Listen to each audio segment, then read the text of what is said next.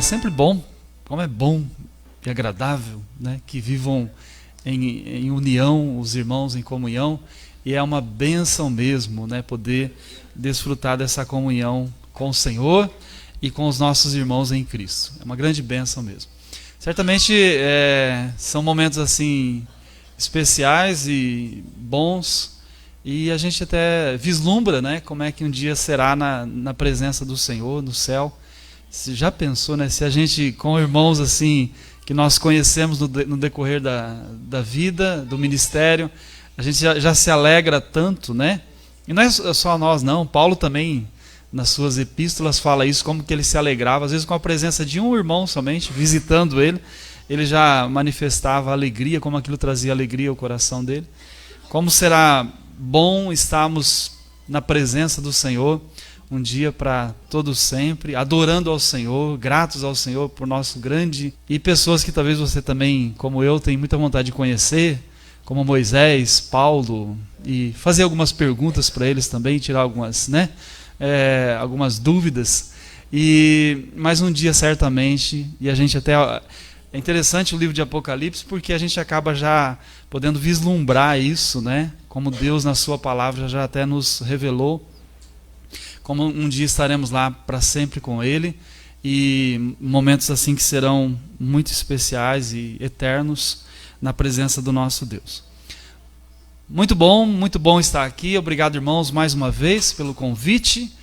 Parabéns para a igreja, 62 anos, realmente muita graça, muita misericórdia do nosso Deus sobre esta igreja, sobre esse trabalho.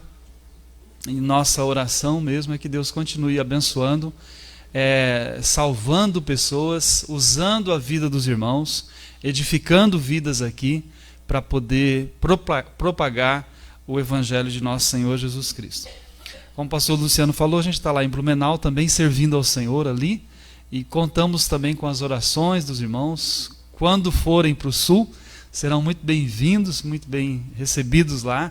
Podem passar lá em casa, será uma alegria poder recebê-los lá em nossa casa, tá bom?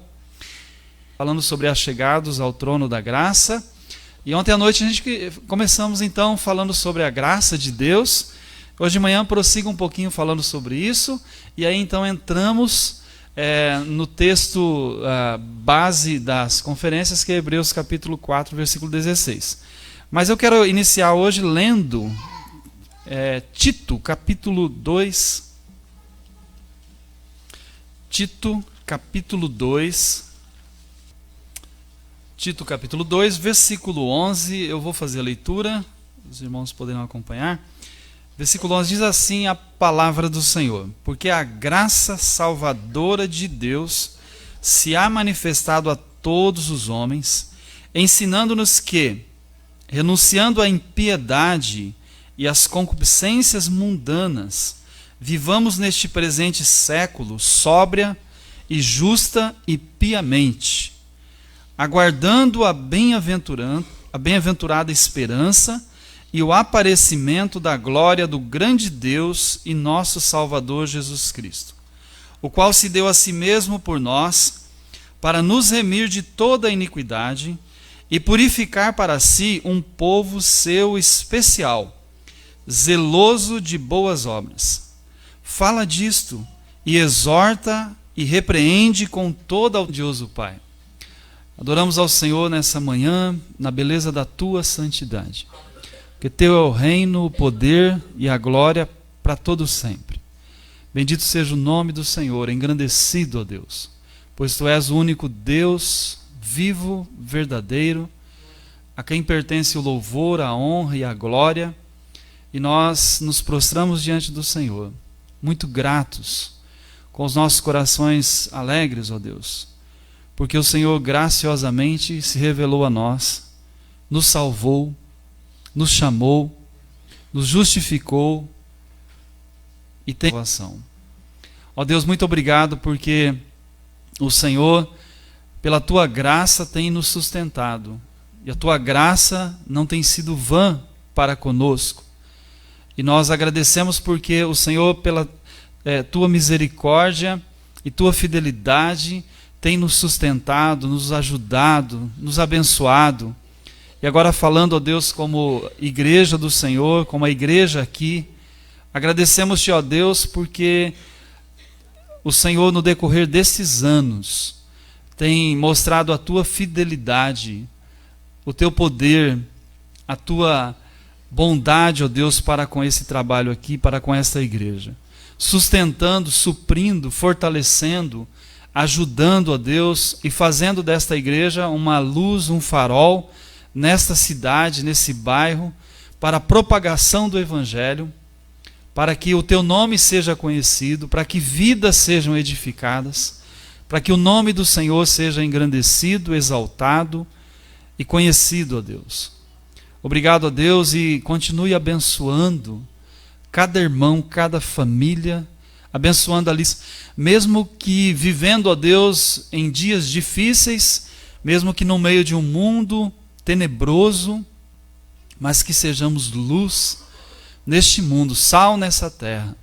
E, ó Deus, assim possamos glorificar o teu santo nome, possamos, ó Deus, te engrandecer e possamos ser instrumentos nas tuas mãos para propagar o Evangelho e para que Cristo seja conhecido, exaltado e glorificado. Agradecemos-te, ó Deus, rogamos agora também por esse tempo de meditação na tua palavra. Abençoa-nos, ó Deus. Fala aos nossos corações. Ensina-nos, pronto e disposto, inclina o nosso coração para ouvir aquilo que o Senhor quer nos ensinar. Amém. Rogamos a tua bênção em nome de Jesus. Amém? Amém. Muito bem, nós vamos prosseguir falando sobre a graça de Deus e depois já entrarmos no texto lá de Hebreus, capítulo 4, versículo 16.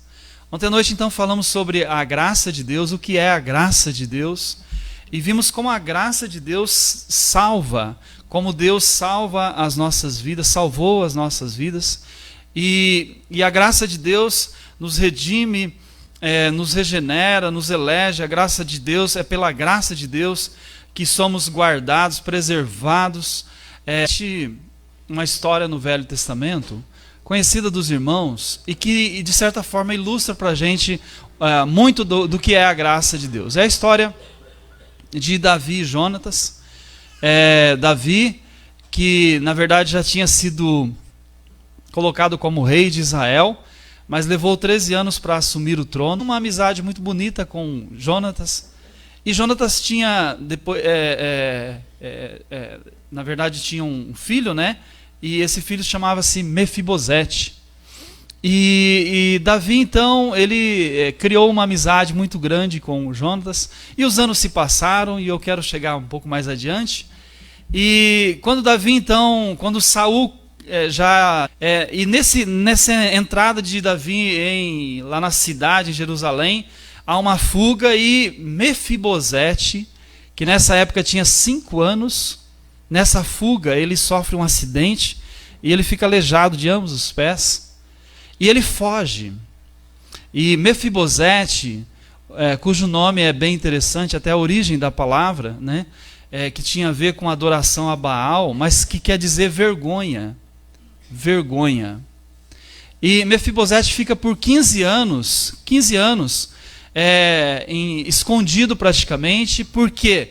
Porque era costume na cultura hebraica dos judeus, e não só dos judeus, mas de todos os povos naquela época, quando um rei assumia o trono, ele então exterminava a dinastia ou os descendentes que vinham da dinastia anterior. E por isso, exatamente por isso, que Mefibosete se esconde. 15 anos. Mas os anos se passam, e em certo momento da história, Davi, então, ele se lembra de algo que ele tinha falado com Jonatas, e ele então começa a perguntar e diz: olha, mas não há ninguém na família dele para quem eu possa mostrar graça. A palavra lá é graça, misericórdia, algumas traduções, mas o sentido é de graça.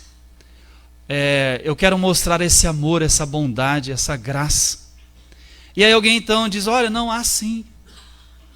E aí ele fica sabendo de Mefibosete, daí você tem o relato. A gente pode até ler bem rapidamente, né?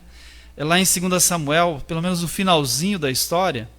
2 Samuel, capítulo 9, versículo 7.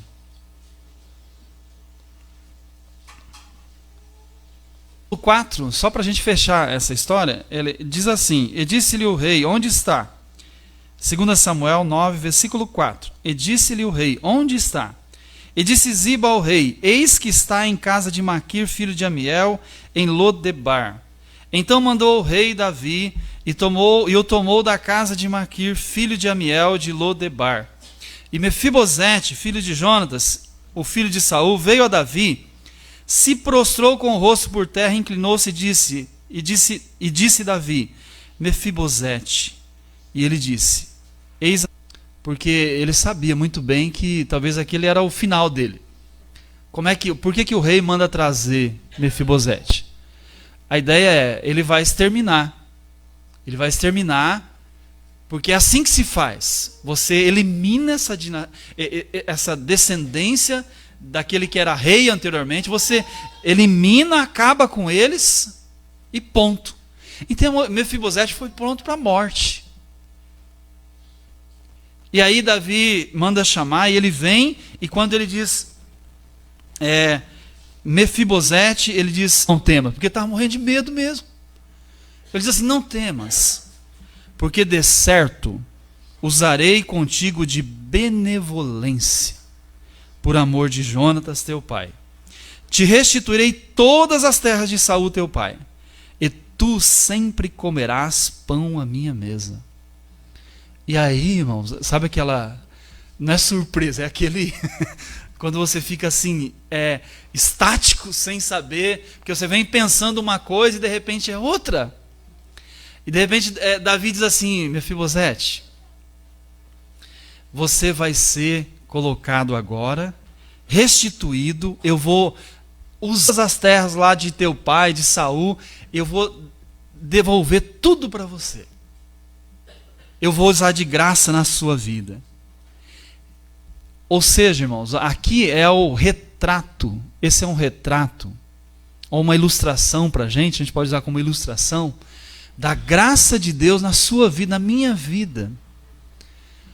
Nós que estávamos longe, perdidos, nós que, vergonha, pecadores, mas Deus, graciosamente, não porque nós merecemos, mas porque Ele resolveu manifestar a sua graça por amor ao seu Filho.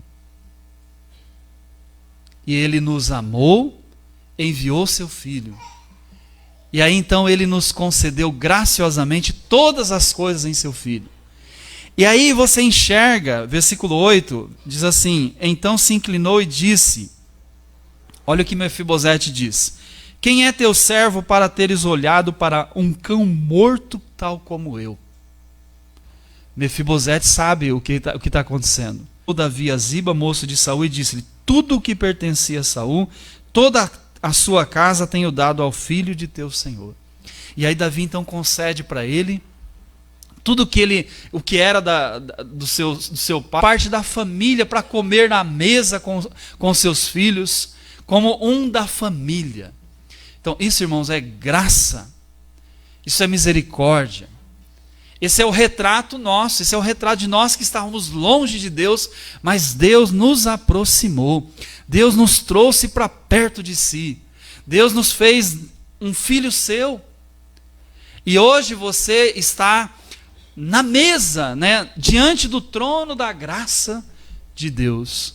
Você foi aproximado, e assim como o Mefibosete, você está agora, tem o privilégio de viver com o rei, de conhecer o Senhor, de viver para o Senhor na sua vida.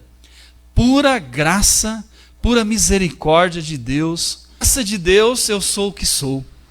É pura graça de Deus na vida dele. É pela graça que eu sou o que sou. E ele diz mais, ele diz, a sua graça não foi vã para comigo. A graça de Deus salva, irmãos. A graça de Deus tira alguém lá do pecado, das trevas, da miséria, da vergonha destruidora, e faz dele um filho do Senhor. Dá a vida eterna, dá a salvação para essa pessoa.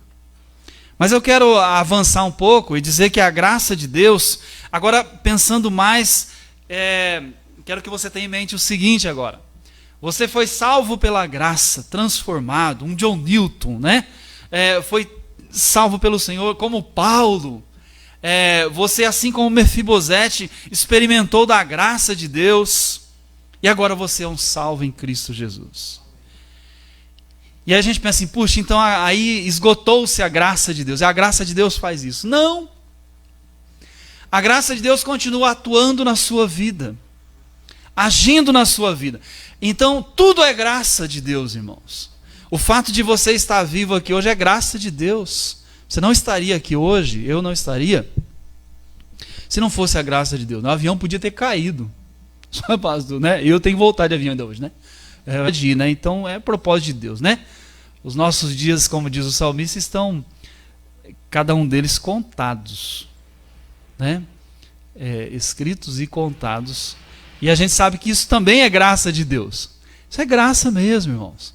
Então, o fato de eu estar aqui hoje de manhã, eu sei muito bem que é pura misericórdia e graça do Senhor. Como você também. É que às vezes a gente vive sem essa consciência. Mas cada dia que o Senhor acrescenta em nossas vidas é graça. Deus cuidando da sua vida e dando saúde e não tendo saúde é graça. Porque mesmo na falta de saúde, Ele vai te dar a graça para lidar com a questão da saúde. Suprindo as suas necessidades, fortalecendo a tua fé, mantendo você firme e andando por fé num mundo que não quer saber de Deus, que caminha de mal a pior, no meio de homens e de mulheres, de situações das mais difíceis hoje em dia, e você vivendo pela fé. Graça, irmãos. Não é porque você é um super crente, você é muito bom. Não é não, irmãos. É graça. Graça de Deus.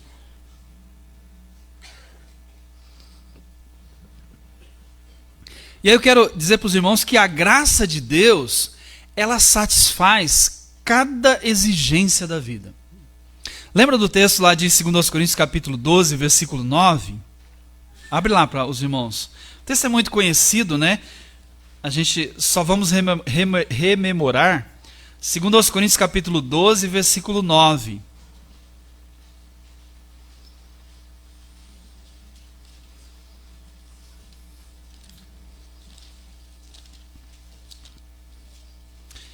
Segundo aos Coríntios 12, versículo 9. O texto é aquele bem conhecido em que o apóstolo Paulo havia um problema que a gente não sabe, e nós não vamos resolver isso hoje de manhã, o que era o espinho na carne de Paulo, né? Você resolve isso depois. O fato é que ele tinha um problema que de fato o incomodava, que muitos dizem, né? Muitos entendem que era um problema de ordem física, que afetava a sua vida, ou outros tipos de problemas, mas independentemente do que seja, ele chama isso de espinho na carne, ou seja, uma coisa muito difícil. Espinho é uma coisa que incomoda, especialmente o espinho que ele usa, a palavra que ele usa ali, era algo terrível. Ou seja, ele diz que ele orou 3 vezes por isso, mas Deus disse, versículo 9, disse-me, a minha graça te basta. A minha graça é suficiente na tua vida, porque o meu poder se aperfeiçoa na fraqueza. De boa vontade, pois, me gloriarei nas minhas fraquezas, para que em mim habite o poder de Cristo. A graça de Deus é suficiente nas nossas vidas, irmãos, para cada exigência da sua vida. No mundo, Jesus disse que a gente passa por aflições, provações, lutas. Viver nesse mundo para o crente não é um pátio de recreio, não, irmãos. Jesus disse assim, se alguém quer vir após mim, negue-se a si mesmo, tome a cada dia a sua cruz e siga-me. Viver para Cristo, Paulo vai dizer assim, que os que querem viver piedosamente em Cristo, eles vão ser perseguidos. Se você realmente vai viver uma vida com Cristo, você vai enfrentar lutas, provações, mas a graça de Deus vai sustentar você, para cada exigência. seja para um problema de... A gente ouve tantas coisas, tantos equívocos, para não dizer heresias, no nosso tempo, de determinadas igrejas, em que na verdade pregam um evangelho que é um falso evangelho. Ao invés de ensinar a graça de Deus, que é suficiente para nos ajudar, nos sustentar, mesmo quando nós enfrentamos as fraquezas, para que o poder de Deus seja visto, para que a honra e a glória seja de Deus e não do homem. Então a graça de Deus sustenta, irmãos, ela é suficiente para nos ajudar a cada dia. Seja um problema de um sofrimento que você esteja enfrentando, ela vai te dar forças, vai te ajudar, porque Cristo vai estar contigo todos os dias, até a consumação dos séculos. Ele não vai te deixar, não vai te desamparar. E viver para Cristo não é sinônimo de não enfrentar dificuldades, irmão. Se fosse assim, eu fico pensando, essa pessoa não lê em Bíblia, na verdade, né? Porque não é possível. O que eles fazem com Jó? Como é que eles, um homem temente a Deus, um homem que serve a Deus e que passou por tantas dificuldades, tantas lutas que talvez muitos de nós nem vai ter ideia do que é perder 10 filhos de uma vez só. Mas a graça de Deus sustentou Jó, porque ela é suficiente para as nossas vidas.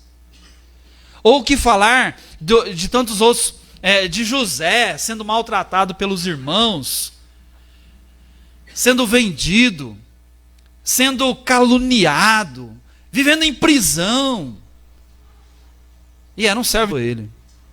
Graça de Deus. Como falar de Daniel e dos seus amigos sendo lá jogados, passando pela fogueira, ou na cova dos leões. Como falar de Jeremias, o servo do Senhor, que tanto padeceu. Como falar, e assim eu posso citar tantos, irmãos. Como falar dos apóstolos, que todos eles foram mortos, e muitos cruelmente mortos. Como falar de João Batista, que era um servo de Deus e perdeu a sua cabeça literalmente. Mas a graça de Deus sustentou eles.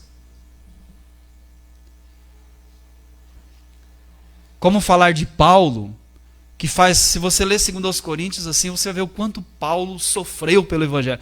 E Jesus falou para ele mesmo, quando ele se converteu, ele disse assim: Paulo, eu vou mostrar para você o quanto você vai parar de sofrer. Nada disso, irmão, não tem isso na Bíblia, não. Ele falou assim: eu vou mostrar para você o quanto importa sofrer pelo nome de Cristo.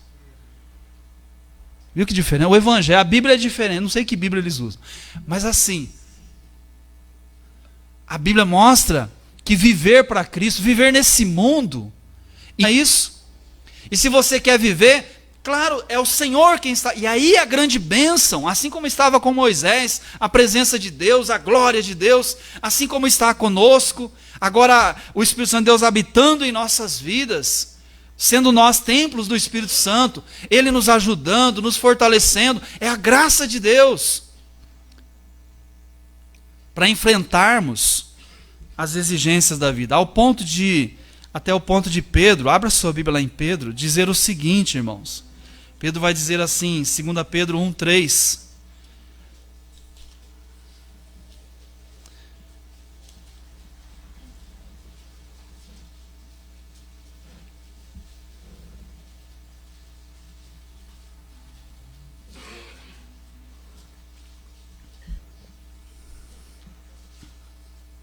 Diz assim: visto como seu divino poder, agora note o que ele diz, nos deu tudo o que diz respeito à vida e piedade, pelo conhecimento daquele que nos chamou pela sua glória e virtude, pelas quais ele nos tem dado grandíssimas e preciosas promessas, para que por elas fiqueis participando. Novamente, visto que pelo seu divino poder nos deu tudo o que diz respeito à vida e piedade. Deus já nos deu tudo o que você precisava.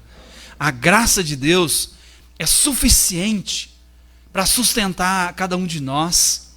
porque Ele nos tem dado tudo o que diz respeito à vida a viver piedosamente em Cristo Jesus. Você já tem a graça que é suficiente. Por isso que Paulo ora, Senhor, tira de mim, e Senhor, tira de mim esse espinho, essa dificuldade. Deus disse, não, Paulo, porque a minha graça é muito maior e vai sustentar você. E você vai ser sustentado pela minha graça e vai ser testemunho dessa graça, de como ela é suficiente. E é por isso que você encontra... Lembro-me, por exemplo, de uma irmã tão querida, que já no seu leito no hospital, e ela estava com uma enfermidade muito grave, e e a irmã Universina, uma bênção, e a gente, então ela lá no hospital, e a enfermidade não tinha retorno, só estavam aguardando, mas chegava lá no hospital para visitar a irmã Universina. Irmão, ela não parecia que estava prestes a morrer. Pelo contrário, ela já recebia a gente assim com uma alegria. Você fala, como é que pode? Era pura manifestação da graça de Deus. E ela dizia muito calmamente, pastor, está tudo bem, está tudo tranquilo. Eu sei que logo eu vou estar com o meu Senhor. Mas Deus é bom, Deus é tão gracioso, Deus tem me sustentado aqui, pastor. Graça de Deus, e é isso, irmãos. E ali no hospital, ela pôde falar e evangelizar pessoas, e até pessoas se converterem, de verem a fé, a confiança, a graça de Deus na vida dessa irmã. 13, ele diz assim, não veio sobre vós provação ou tentação aí, que não fosse humana, mas Deus é fiel. Ele é fiel para com as nossas vidas. E Ele não vai permitir que a gente seja provado além do que a gente pode. Porque a graça é suficiente para nos sustentar. Pelo contrário, quando vem a provação, então quando a gente, na nossa humanidade, na nossa limitação, a gente fala assim, Senhor, eu não aguento mais. Não é verdade. Nós, na nossa falha, na nossa fraqueza que a gente diz isso. Porque Deus diz assim, não, eu não vou permitir algo além. Pelo contrário, a minha graça vai sustentar você. Vai sustentar. E juntamente com a aprovação eu vou te dar o livramento. De maneira que você vai poder suportar. Então a graça de Deus, ela satisfaz cada exigência das nossas vidas. E aí e a gente, volta e meia eu me deparo com pessoas, até irmãos, pessoas, especialmente quando acontece uma tragédia, ou quando morre principalmente alguém muito novo. Recentemente morreu uma pessoa muito nova, até mesmo de conhecimento de todas as coisas, e aquelas questionamentos, por que Deus permitiu isso? Né? E a gente, é até engraçado, porque daí alguns falam, por que não mata esses bandidos, esses criminosos aí, né? Mas irmãos, existem coisas nas nossas vidas que muitas vezes você não vai entender e nem saber explicar. E nem compete a nós. Nem compete a nós. Eu, para mim, acho que João Batista deveria ter vivido 100 anos. Né? Mas Deus levou ele muito cedo. Ou seja, Deus tem os seus propósitos que são muito maiores, melhores do que o nosso, que muitas vezes nós, na nossa limitação, eu creio que um dia a gente vai entender. Mas que se Deus hoje talvez tentasse explicar para a gente nem ia compreender. Paulo chega a dizer, lá em 2 Coríntios capítulo 1, versículo 12, ele diz assim,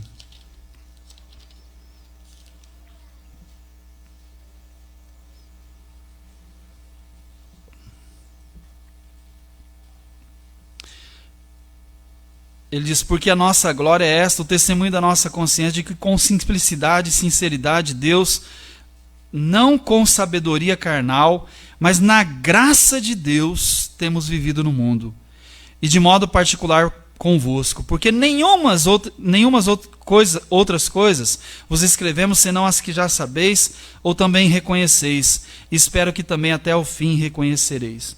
Paulo está dizendo assim, reconhecendo, olha, nós estamos vivendo o Evangelho, na simplicidade, no conhecimento de Deus, e nós reconhecemos que é a graça de crer e confiar. É aí que entra o elemento fé, irmãos.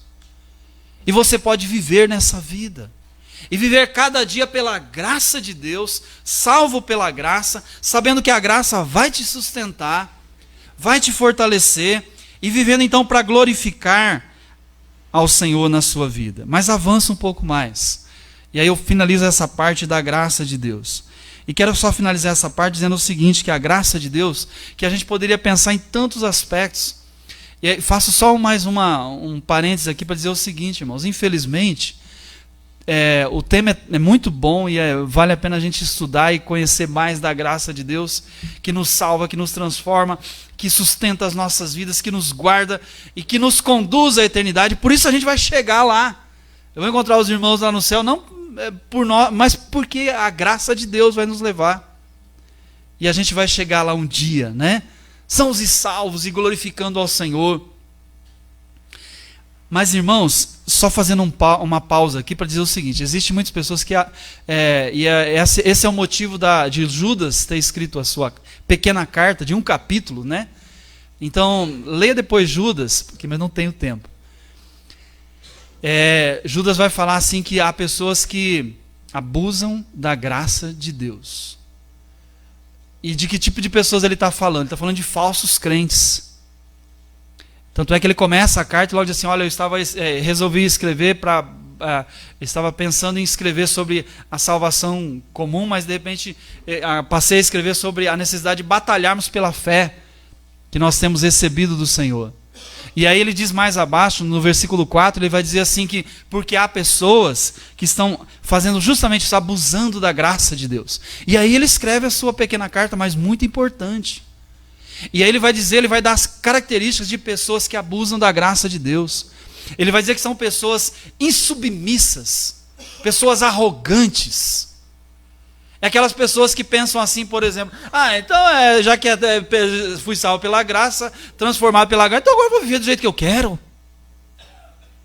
Vou viver uma vida carnal. Irmãos, aí Judas vai dizer assim, são pessoas que desconhecem o Senhor, negam pela vida o Senhor. A graça de Deus é diferente.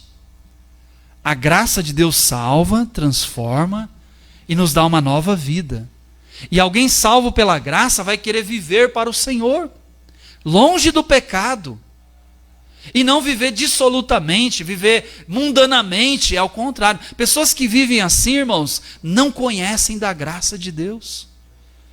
Mas às vezes se infiltram, como Judas vai dizer, no seio às vezes até da igreja, e começam a disseminar heresias, falsos ensinamentos. E aí Judas vai dizer assim, olha, sabe como é que você identifica eles? Pela maneira como eles vivem. A vida deles é um retrato do pecado. Eles não respeitam autoridade nenhuma. E eles vivem o tempo todo murmurando, e tudo isso que eu estou dizendo está lá em Judas. Eles vivem reclamando de tudo, murmuram, criticam boas coisas. Porque a graça nos salva, nos transforma, e como diz Tito, ela nos ensina, ela faz com que a gente agora viva uma vida sóbria, justa, santa. E assim é a vida do cristão. E eu sei como você que isso não quer dizer que você é perfeito, nem eu. Pelo contrário, é uma luta constante contra o pecado. O salvo luta constantemente, e vai ser assim até o momento que você for para o céu, irmãos. É uma luta. Às vezes o bem que você quer fazer, você não faz. Mas o mal que você não queria fazer, de repente você está fazendo. É a luta de Paulo, que chega ao ponto de dizer assim, miserável homem que eu sou. Ele diz assim, porém, graças a Deus por Jesus Cristo, que me salvou, que perdoa os meus pecados. Isso é um salvo. Mas pessoas que abusam da graça de Deus não agem assim. Então isso aqui, fecha parênteses, né? É um alerta para a gente. Tomar cuidado com esses abusos de pessoas que desconhecem, não conhecem o Senhor, mas aí ficam usando dessas expressões para glorificar a Deus, viver longe do pecado. É assim que eles vivem. Mas finalizo essa parte da graça de Deus dizendo, irmãos, que a graça de Deus é tão boa, ela é o assunto de Gênesis, Apocalipse. A gente pôde ontem à noite, hoje de manhã, ver um pouquinho dessa graça de Deus, mas eu quero dar uma palavra de alento para os irmãos. Assim, puxa, pastor, de repente eu queria pensar mais sobre esse tema, ler mais, conhecer. Pode fazer isso. Mas quero deixar você bem tranquilo que faça isso, né? Estude, leia a palavra, vai estudando mais sobre isso nas Escrituras, mas vai chegar um dia que você vai chegar na eternidade, e aí eu quero dizer para você que um dos temas da eternidade será o quê? A graça de Deus. Sabia disso, irmão? Volta lá para Efésios, vou mostrar isso para os irmãos. Então é bom vocês se acostumando, né?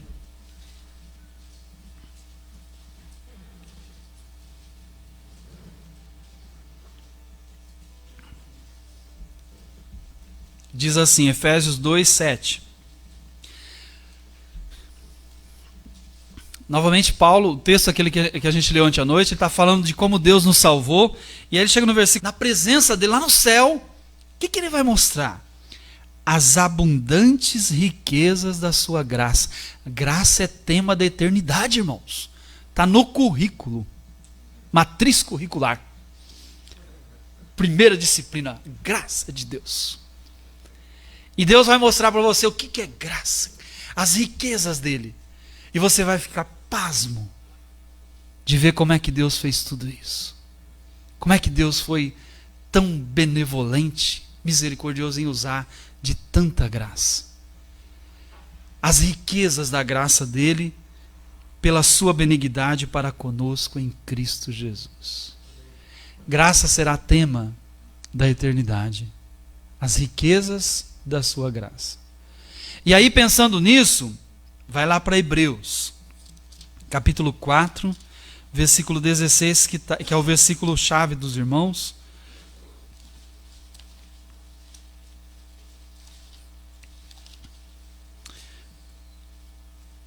Pastor Luciano, horário.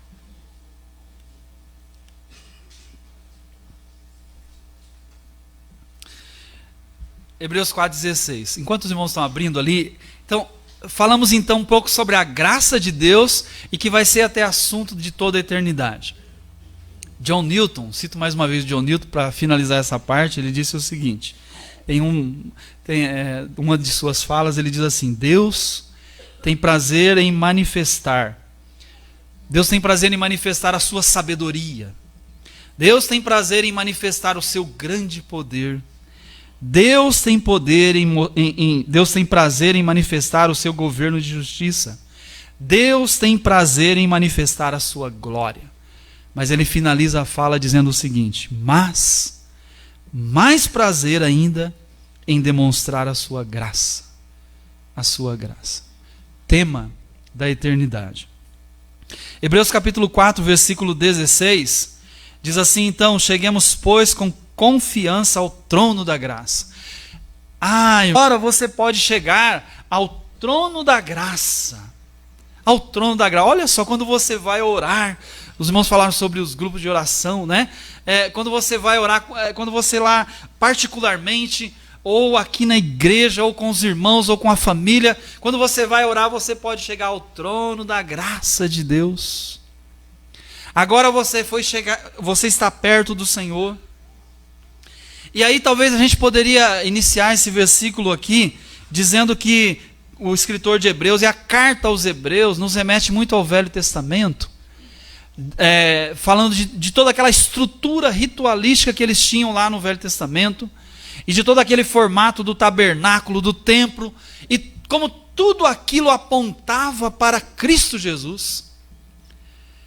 E aí então, se a gente for pensar no formato do tabernáculo, no formato do templo, e aí os irmãos certamente se lembram, senão você pode dar uma verificada lá, santíssimo, né? Ou seja, onde ficava o tabernáculo havia uma separação, como se fosse esse templo aqui, vamos para ilustrar, e a parte, havia uma separação aqui na frente, que era o lugar santíssimo, havia um espaço onde os sacerdotes podiam entrar e podiam fazer várias coisas, mas havia um lugar santíssimo onde ficava a presença de Deus, que era chamado de a glória de Deus, que vinha sobre aquele lugar, estava sobre aquele lugar, a Shekinah. E ali estava então lá a Arca da Aliança, o propiciatório, que era aquela tampa, né, o que cobria. E estava dentro lá da Arca da Aliança o maná, a vara de Arão, né? Estava todos aqueles elementos, mas o que eu quero destacar é que havia o espaço mais externo e o interno, o lugar santíssimo, aonde uma vez por ano o sumo sacerdote podia adentrar aquele lugar. Havia um véu que separava, e aí então ele podia entrar oferecendo, né, fazendo a expiação com sangue pela nação, pelo povo, por cimento, porque ele estava entrando na presença de Deus. Estou dizendo isso para dizer o seguinte: agora o escritor de Hebreus diz assim: irmãos, olha que bênção, nós temos agora um sumo sacerdote, Jesus Cristo, aquele que foi sacrificado em nosso lugar, e esse sumo sacerdote adentrou os céus, e ele abriu um novo e vivo caminho, e agora você não tem mais a necessidade do sumo sacerdote ir lá por você, nem do sacerdote, mas agora você tem esse véu que foi rasgado de cima a baixo, quando Cristo morreu. Está dizendo assim: olha, agora você tem, por Cristo Jesus, por intermédio de Jesus, você tem livre acesso à presença de Deus. Você pode chegar ao trono da graça. Você pode chegar à presença de Deus. Você já pensou? Você é um privilegiado, né? A gente que era um Mefibosete da vida, um cão morto. O escritor de Hebreus está dizendo assim: irmãos, cheguemos então. Você já pensou? Você tem esse imenso privilégio. Você que estava longe, que estava morto, perdido, agora você foi aproximado. Então ele diz: agora você deve se chegar. E como é que ele diz que a gente deve se chegar? Ele diz assim: você se chega confiadamente, ou com confiança. E a expressão literalmente quer dizer: você chega com ousadia, com liberdade de expressão, sem medo. Porque não é por você, não. Você fala assim: não, porque eu sou corajoso mesmo, né? E agora eu vou chegar de não. Mas é porque você tem o sumo sacerdote, que é Cristo, aquele que é o teu Senhor, o teu Salvador, aquele que abriu o caminho, esse novo e vivo caminho, e você creu nele, por ele você vai à presença de Deus. O rosto do Pai agora é favorável a nós, e você pode adentrar a presença. Foi rasgado. João Calvino, escrevendo sobre esse texto, sobre especificamente esse versículo, ele disse o seguinte: a base de tal confiança consiste em que o trono de Deus não é caracterizado por uma majestade visível a assustar-nos, mas se acha adornado com um novo nome, a saber, graça. É o trono da graça. Se volvermos nossa mente, diz ele, só para a glória de Deus, e de fato é glorioso mesmo, Deus é majestoso, mas também é gracioso. Então, se você se voltar só para a glória de Deus, o efeito que ela vai produzir em nós não será outro senão nos encher de desespero. Porque se você ver a glória de Deus, você vai ficar desesperado. Tal é a sublimidade do seu trono. Portanto, com o fim de auxiliar-nos em nossa carência de confiança, e com o fim de livrar nossa mente de todos os temores, o autor de Hebreus, diz Calvino, nola reveste com... É como se ele dissesse, diz mais, visto que Deus fixou em seu trono, como que por assim dizer, uma bandeira de graça e de amor paternal para conosco, não há razão para a sua majestade afugentar-nos de sua aproximação. Ou seja, agora você pode se aproximar. Na época dos impérios do Oriente, durante os tempos bíblicos, a gente pode dizer, só uma pessoa tinha permissão para entrar na presença do rei sem ser convidado. Você tem história bíblica sobre isso. E qual era essa pessoa? Qual pessoa podia entrar na presença do rei sem ser convidado? Era o filho primogênito, o herdeiro do trono. Nem a própria rainha podia entrar na presença do marido sem convite. Você lembra disso, né? Mas o filho, por Cristo Jesus, você é filho.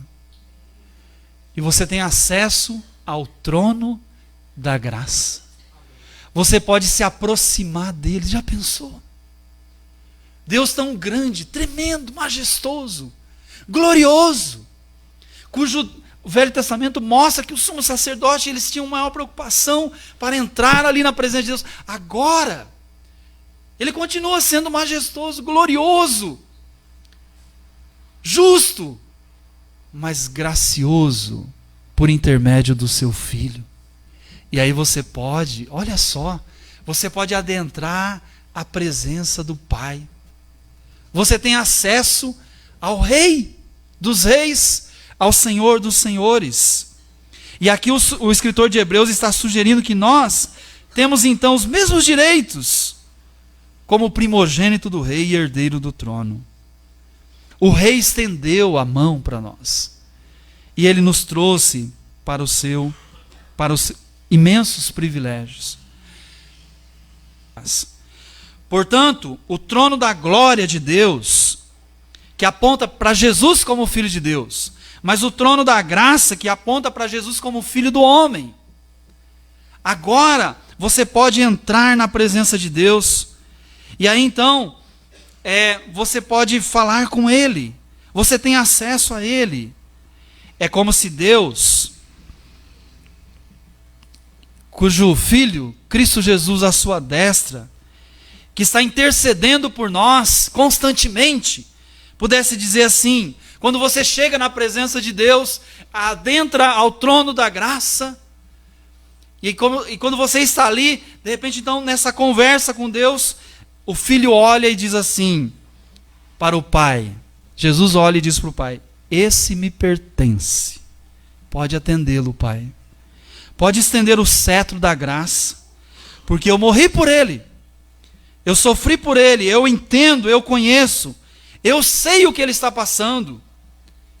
Concede-lhe a graça, flui do trono da graça. Ou seja, do trono do Pai, do trono de Deus, vem esse manancial de graça, e que nos concede misericórdia, no momento oportuno, quer dizer, na hora que você mais precisa, naquelas situações que você tanto necessita, e você adentra por Cristo Jesus, e recebe graça e misericórdia da parte de Deus. Graça é o que Deus não nos dá e nós merecemos, e não merecemos. Misericórdia é o que Deus não nos dá e nós merecemos. Repito, para ficar mais claro. Graça é o que Deus nos dá e não merecemos. Deus nos dá o seu favor, Deus nos deu Cristo Jesus e nós não merecemos. Misericórdia é o que Deus não nos dá e nós merecemos, o juízo. Mas Ele nos deu graça e misericórdia. Encontramos então socorro ao chegarmos ao trono da graça de Deus. E por isso eu quero dizer para os irmãos que, salvos em Cristo Jesus, transformados, agora com livre acesso, chegue à presença de Deus. Aproxime-se de Deus, irmãos. Construa um relacionamento. Então viva para glorificá-lo. Viva na presença dEle. Quanto tempo você gasta na presença dEle? Como é que está a sua vida com Deus? Como salvo em Cristo? Ciente de tudo isso que Deus já fez, já lhe concedeu. E às vezes nós vivemos aqui nesse mundo e nós ficamos aí, como diz a palavra, preocupados com os cuidados dessa vida, nos enchemos de preocupação, de ansiedade e somos envolvidos, inquietos. E nós nos esquecemos do mais importante, que é ir ao trono da graça.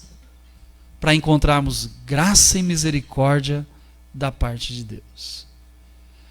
Então, chegue-se à presença de Deus. Desfrute disso, irmãos. Viva com o Senhor. E sabe o que vai acontecer com a sua vida? Quanto mais você se achegar à presença de Deus, mais você vai reconhecer o que Deus fez por você, mais você vai ser grato, mais você vai ser transformado, mais você vai ser usado por Deus, mais você vai querer glorificar todo o entendimento da alegria que vem do Senhor na sua vida. Então, acheguemos confiadamente ao trono da graça do nosso Deus. Que Deus nos abençoe. Conheçamos a graça do Senhor, tema da eternidade, e nos aproximemos do trono da graça do nosso Deus. À noite prossigo falando um pouquinho mais sobre achegar-se ao trono da graça. Vamos orar?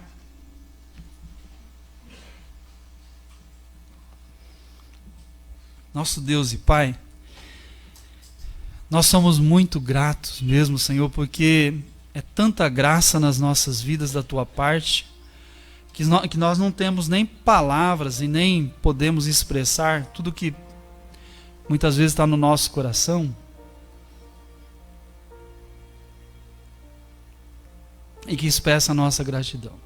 Senhor, como pode nós, cão mortos, longe do Senhor, temos sido tão graciosamente trazidos por Ti para perto, temos sido regenerados. Deus, nós queremos Te exaltar e Te engrandecer, ó Deus, porque o Senhor é gracioso para com as nossas vidas.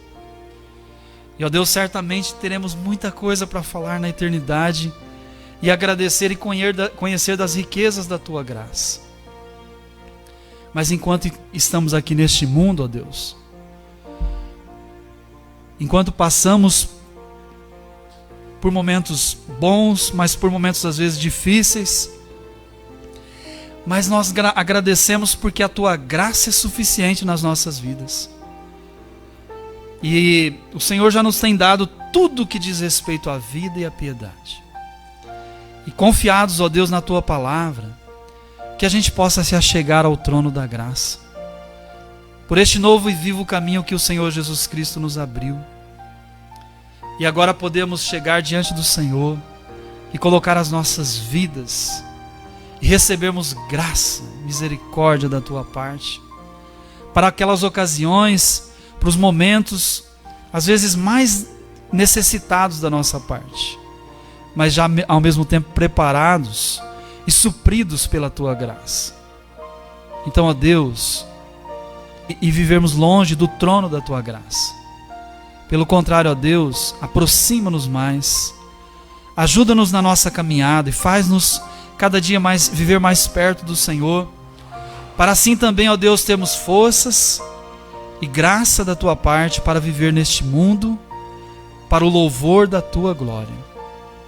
Pedimos, ó Deus, a Tua bênção para a Tua igreja aqui. Continua, Senhor, sustentando, fortalecendo e fazendo que cada um dos irmãos, cada uma das famílias possam usufruir e desfrutar dessa grande bênção que é se aproximar do Senhor. Obrigado, ó Deus. Continua derramando as Tuas bênçãos sobre as nossas vidas. É o que oramos, em nome de Jesus. Amém?